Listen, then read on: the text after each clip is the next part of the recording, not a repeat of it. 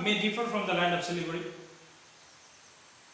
in many respects, on the basis of the composition, on the basis of the purpose, on the basis of what it is suitable for the growth of any cereals or something like that. So every land is different on so many parameters. I spoke about the composition, I spoke about the suitability for the growth, I also spoke about the purpose for which it can be used. A land which is available in the city, in Siliguri, you may construct a building instead of raising crops, because that is suitable for, you will benefit more if you can construct and make a mall rather than raising crops. But if the same land is available in Rhenock, then it will be suitable for agriculture, because big buildings may not bring you so much of problem. Rather, you may talk about some villages. There, the land, barren land you see the land, most of the land in the villages are under the coverage of the agriculture. So every piece of land is different from the other in terms of composition, what it contains. Like most of the land in hills are rocky, you find a lot of stones, whereas in the plains you don't find. In some places you find a mixture of silt, a mixture of sand more, that may be sandy, a little sandy. You must have a thorough knowledge of what I am trying to say you from the geographical point of view. In geography you must have learned about it. Next is a multiple use. Land can be used for multi-purpose. Land can be used for land has so many uses. On a given plot of land you may construct a home, you may make a building, you may raise crops, you may use it for, you may make a pond and use for fishing, you may construct a office like a school or any office, tea plantation, mining. So many land can be used for so many purposes. So it is a multi-purpose, it has a multi-purpose use. Next one is a passive factor. Try to understand this. Passive factor means land left on its own cannot produce anything of your like. If you have a small plot of land, just leave it barren. It does not have the ability to produce anything of your choice. So you simply stand in front and demand the land to produce this and that for you. It will never produce. Of course, there will be growth of some hops, there will be growth of some weeds. You don't require jharpa. Rather, it will be a trouble for you. You need to clear it. So it is a passive factor, means left on its own, it cannot do anything. It needs the interference and the effort of the man on it to produce anything. So that is the concept of passive factor. So land is a passive factor. Remember,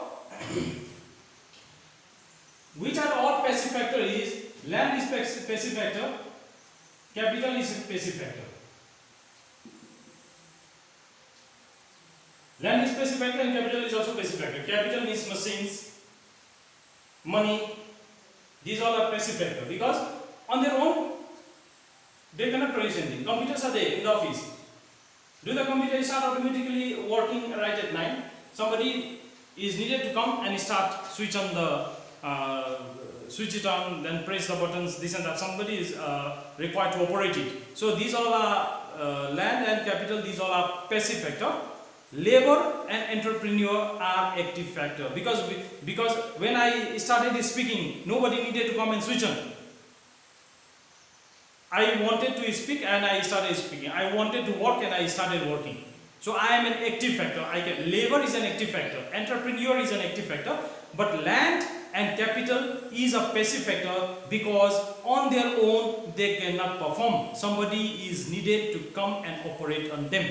So land and capital is passive factor, whereas labor and entrepreneur is active factor. So dear children, these all were the characteristics of land. This is a concept which you can explain from your general knowledge as well, because you have seen the land, and once you go through these topics, it should suffice. It should be enough for you to write few sentences on it. But when you prepare for examination, don't you learn the first three and come back. to a school or go or enter into the examination hall, because you are not asked to write any 3 characteristics or any 4 characteristics of land. You are asked to explain this and this. Okay, randomly you are asked to explain the following as the characteristics of land, and any 4 may be chosen by the examiner, the person whoever says the question, and you may be asked a question. So you cannot choose the first 3 or first 4. All the points are very important for you to understand. Now let us begin another concept, and this is called the function and importance of land. Now what is the function and what is the function and importance of land? First is determining the output level. Determining the output level means how much an economy is going to produce. Depends upon the land.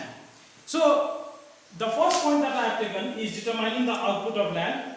Determining the output of the land depends upon the quality and the quantity of the natural resources available in a country. How much a country is going to produce depends upon how much land is available. What is the quality of the land? Better the quality, more the land, more will be the production. That's the more will be the output. Output means production. Once again, listen. Output means production. The land determines how much a country is going to have in the form of its production. In this connection, to one important concept, these all the output of a nation depends upon how much land is available and what is the quality of the land. Better the quality and more the quantity, better will be the output. Output means the production in the country will be more. Next point is determinant of economic development. Economic development. Some of the countries in the world are developed and some are underdeveloped. Like if you see, there are some Gulf nations, there are some countries who produce, there is no other production, but there is a production of only the crude oil, petroleum. They are very rich.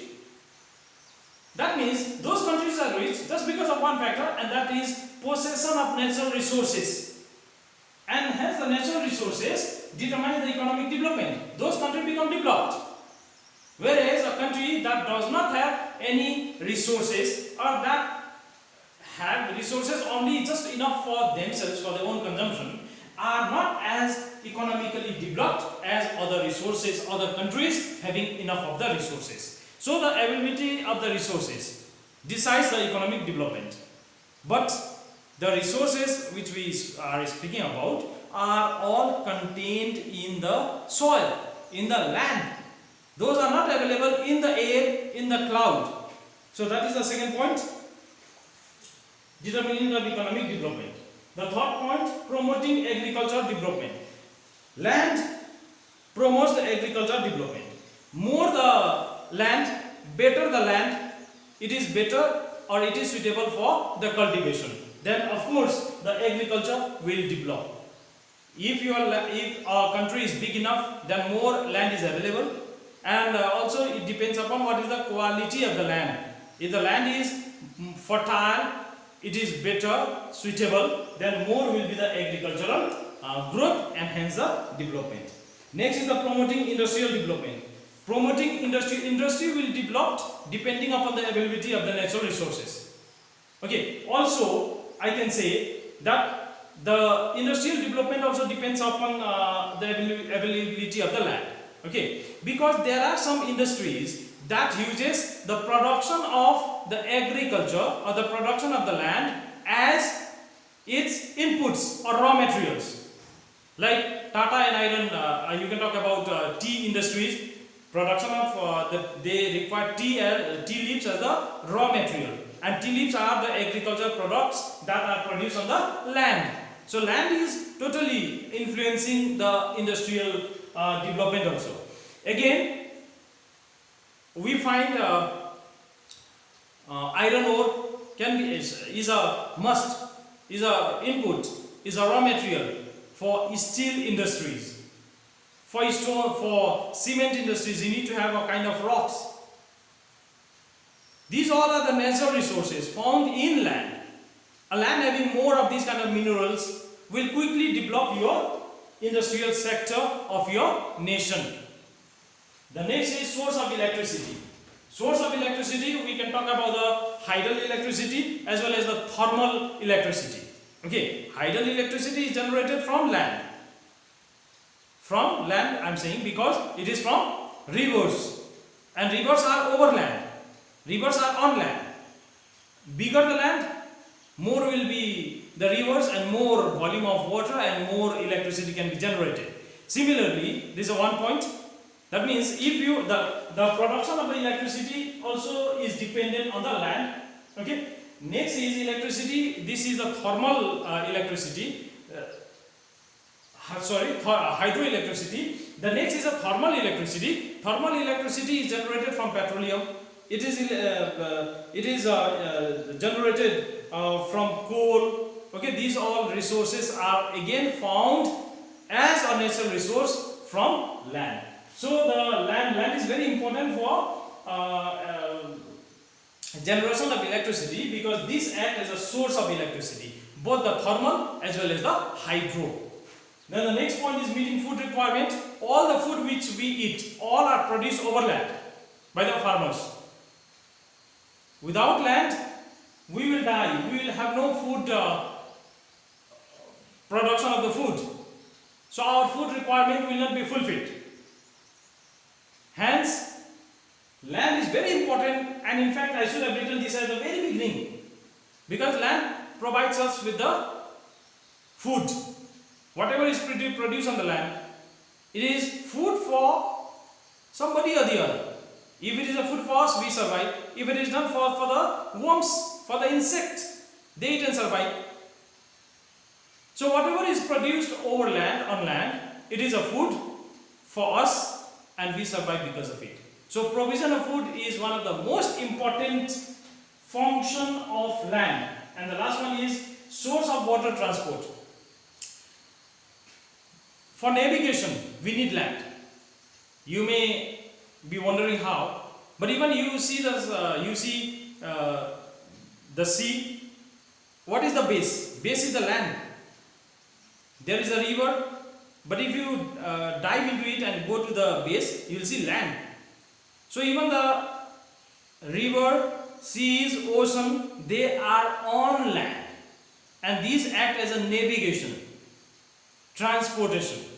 And you know, water transportation is the cheapest mode of transportation, and all the big export and import takes place through this mode called navigation.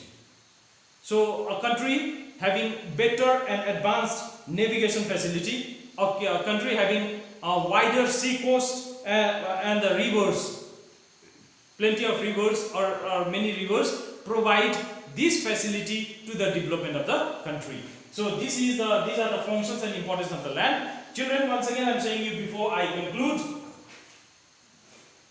I suppose these points are clear to you, and if there are doubts, then there is no time for the revision, because the video clip will be very lengthy and it may not, you may have difficulties in downloading it, but I suppose you understood these are easy concepts, and in case of difficulties, of course, you can make a phone call or text me anytime.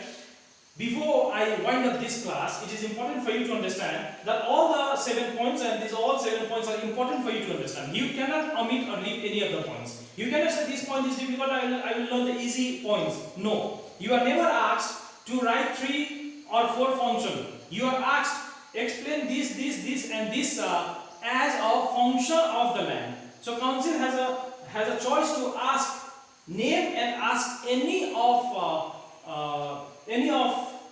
the points as function and importance of land. So there is no choice, you have to learn all the 7 points. So take care of yourself, stay indoor, and please do listen. I suppose you have understood, and in case of any difficulties, you are free to make phone calls to me. Thank you.